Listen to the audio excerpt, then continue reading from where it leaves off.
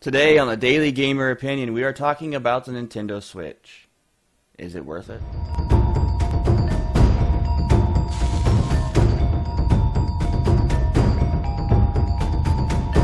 Welcome to the Daily Gamer Opinion. I am Joe the Widget Wilson, your host, and I am joined by my brother today as we talk about the Nintendo Switch. Dan is kind of a Nintendo fanboy, so I thought it'd be fun to bring him on to kind of counterpoint me a little bit and see what he has to think about it. Dan, say hi. Hey everybody, and yes, it's true. I grew up with Nintendo. My very first system was the Game Boy. So yeah, very much of a fanboy, as much as I hate to admit it. That's alright, but I'm going to change your mind on things. And my webcam is freezing again. But that's okay. We'll just go ahead and edit through that. Alright, so we're going to get right into the show. This is all about my opinion. This is what this show is about. Just so you guys know, I am a professional game designer. I am currently working on a game called Theros as the environmental manager. I have worked on many different games, God of War, Killzone, you name it.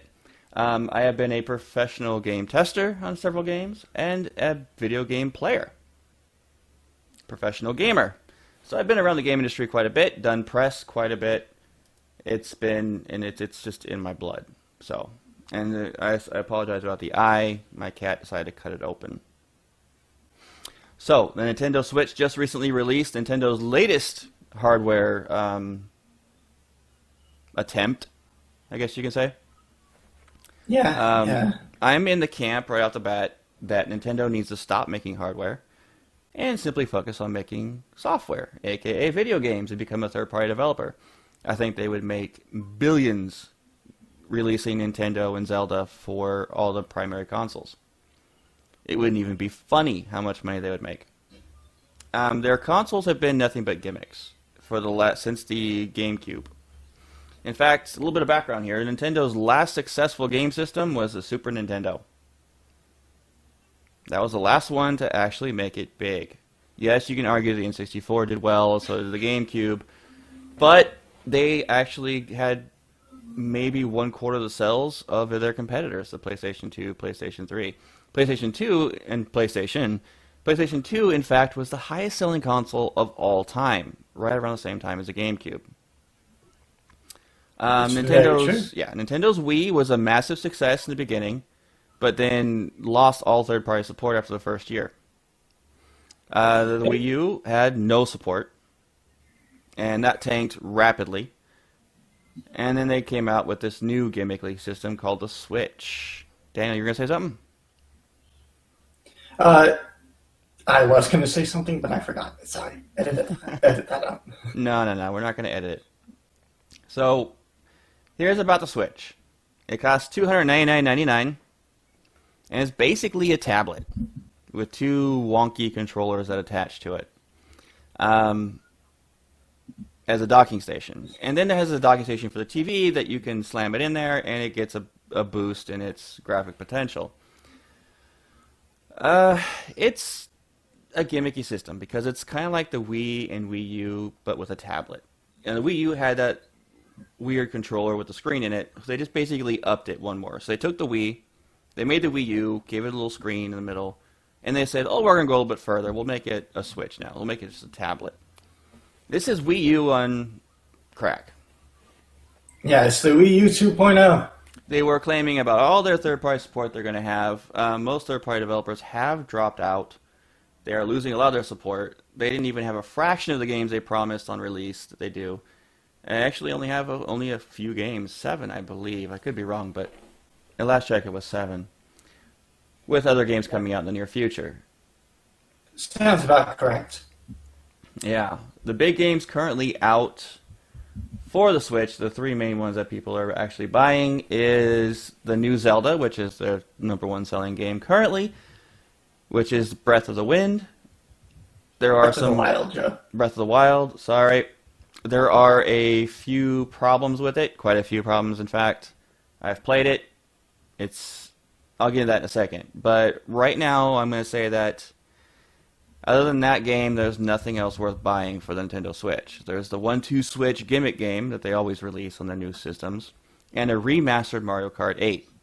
It's got a little bit better graphics, a little bit better frame rate, and that's absolutely it. The Joy-Con controllers, we'll get into those in a little bit as well. I mean, they're awful. We have a comparison that we're going to go into that compares the Joy-Con to the DualShock 4 and the Xbox One controller, which we'll link in the description for you guys so you can check it out yourself. But needless to say that the Joy-Con controller, the only thing it excels at, above the rest, is the fact it's got a better battery life, and the rumble feature is a little bit more precise. Other than that, there's really nothing spectacular about them. Nothing. And I would go far as say that it's not worth it. They feel very clunky in your hands. I've played it. I did not like it in the slightest. And the cost. Oh my god, the cost. $75 per controller. In comparison, you can get a new PlayStation 4 controller for $60. A used one for $40.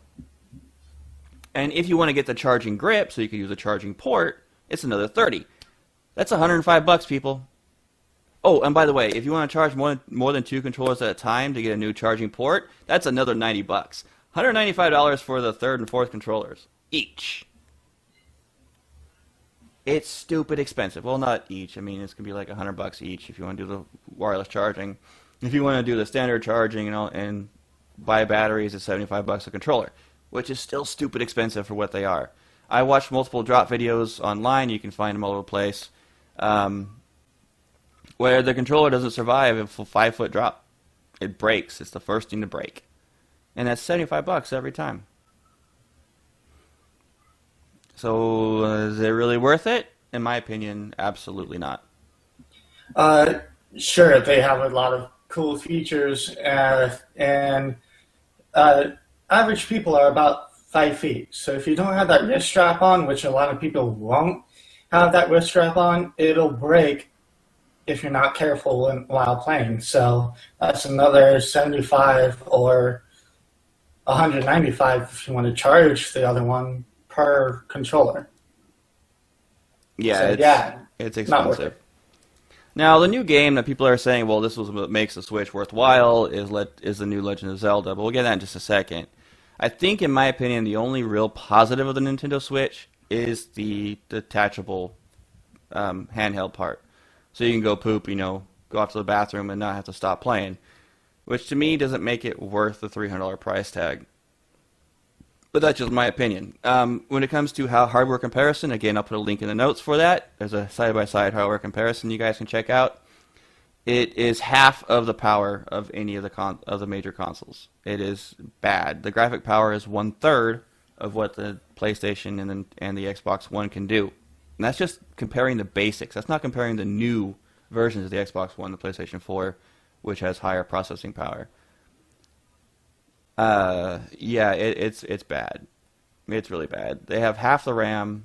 The memory on board the Nintendo Switch is only 32 gigs, which is pennies. It's nothing compared to the standard 500 gig you get in the PlayStation or the Xbox.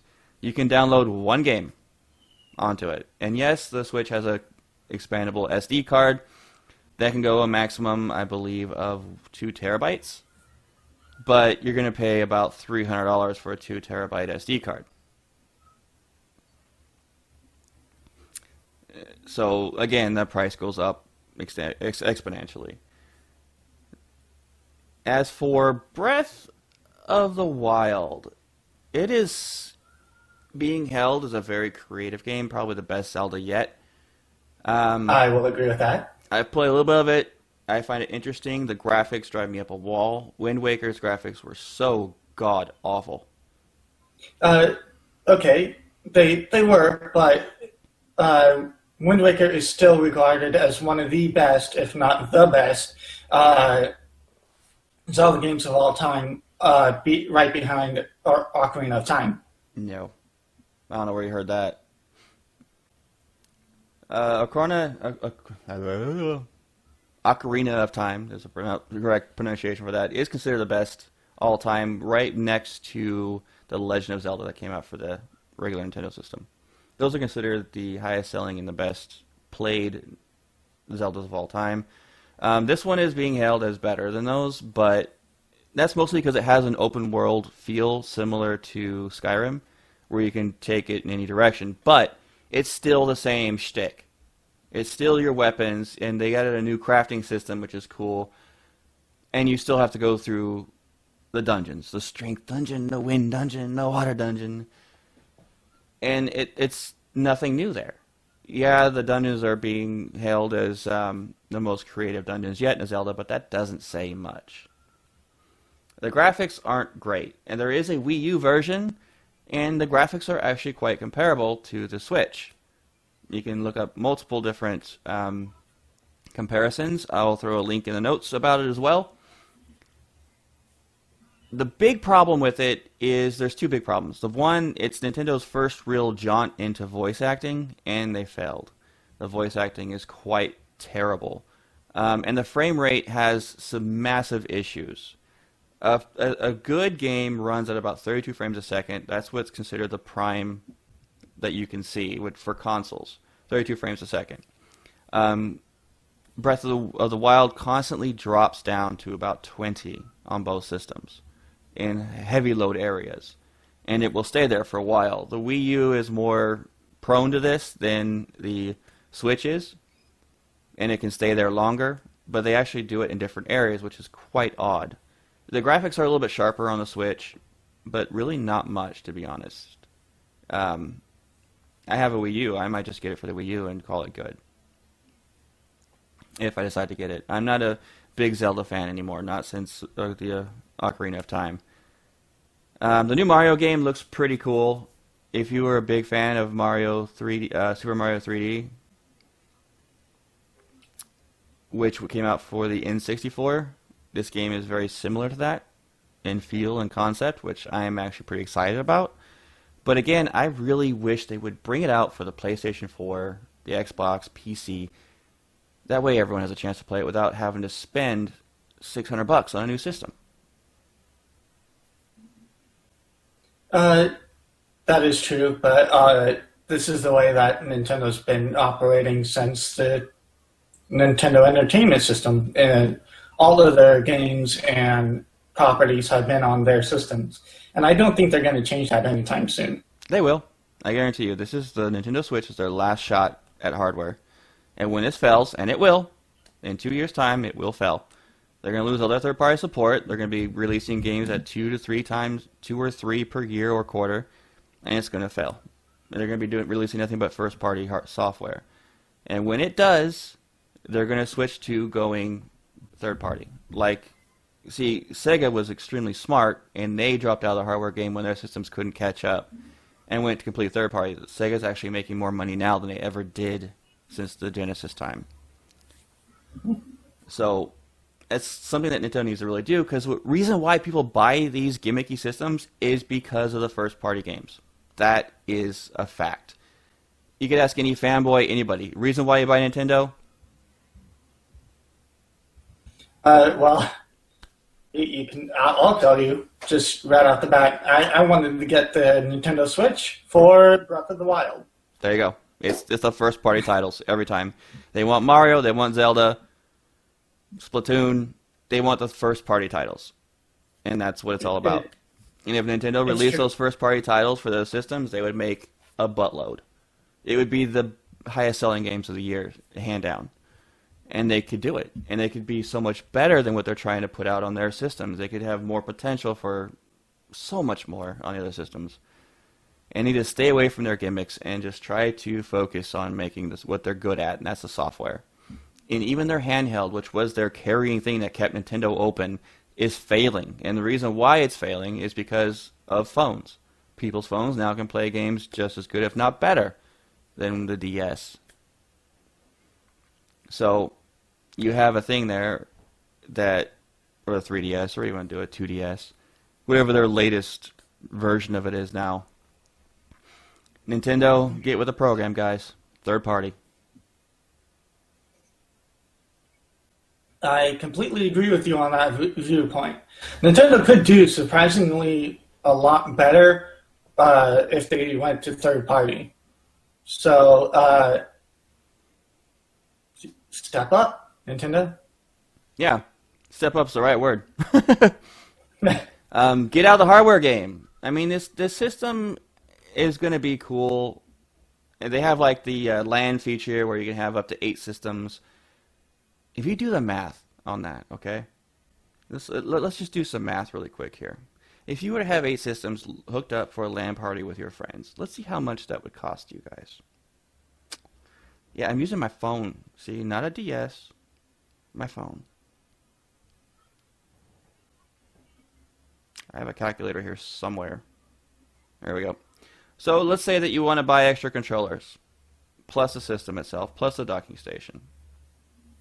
We'll round that out to about $500. That's being, cheap. That's not including games.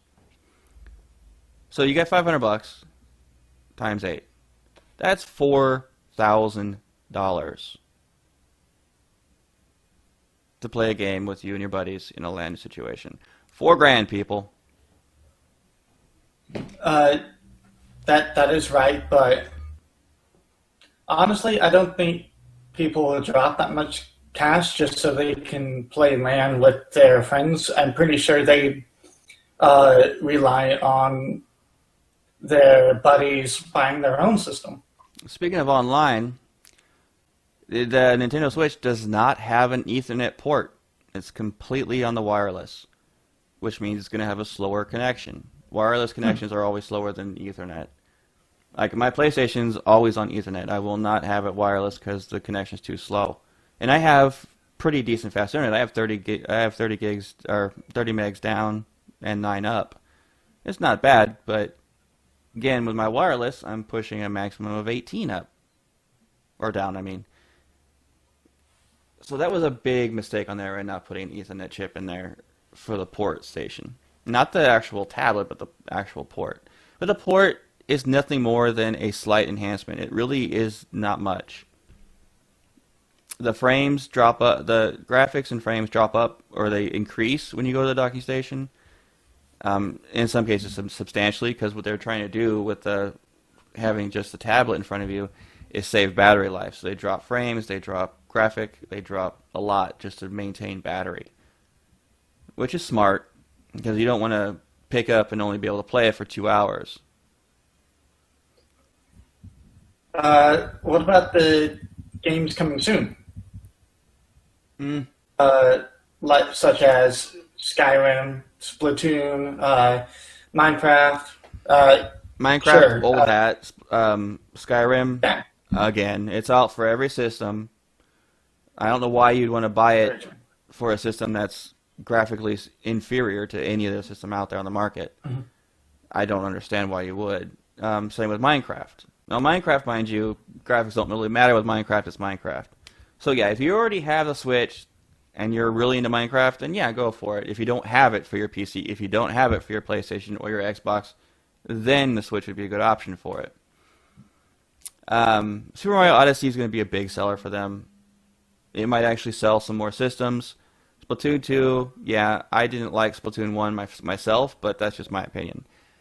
Yeah, go ahead.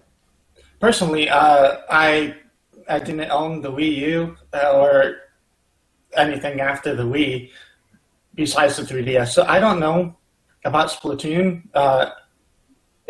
When I get the Switch, I might go to try just to see how I like it, but I feel that it could be kind of fun. Dan, get a PlayStation 4. You'll enjoy it a whole lot more than a Switch. We'll see. PlayStation 4, #1 selling system in the world. Most library of games. Well worth it. Well worth it. And you're going to pay less overall. The system itself is a little bit more expensive.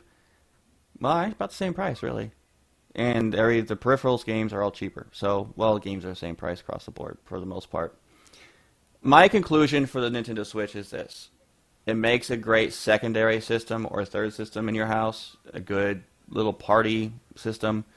Other than that, it's really, really, really not worth it. It's not going to go very far. Dan, go ahead. Well, I can agree with that viewpoint, but I would also like to say that for people who just want that party system, the Nintendo Switch is a very good one for just that. I mean, there's also, compared to the Wii or the Wii U, there's also fewer things that come with it. I mean, with the Switch, you don't need to have that sensor bar. There's not really a lot of sync errors or anything like that. I feel like the Switch can be a great party system, a great system to bring together the family and play as a family, which is what I want from my system. So for me, the Switch meets my needs. Thanks, everybody, for watching the episode of Daily Gamer Opinion. This is the Monday edition. This week in Daily Gamer, we are going to be talking about Subnautica, our early opinions of that, Overwatch, and why they have the online ranking system so screwed up. And we're going to be reviewing Sniper Elite 4 on Wednesday. Tomorrow is a mystery game, so stay tuned. And thanks so much for watching, and please like and subscribe, comment below. All that helps me out a lot to make these shows better for you guys. And you can find me on Twitter at TheWidget, WIGIT. Daniel, where can they find you at? You can find me at Boone_Teeny on Twitter, and that's pretty much it. All right. Keep gaming, everybody, and I'll give you my opinion tomorrow.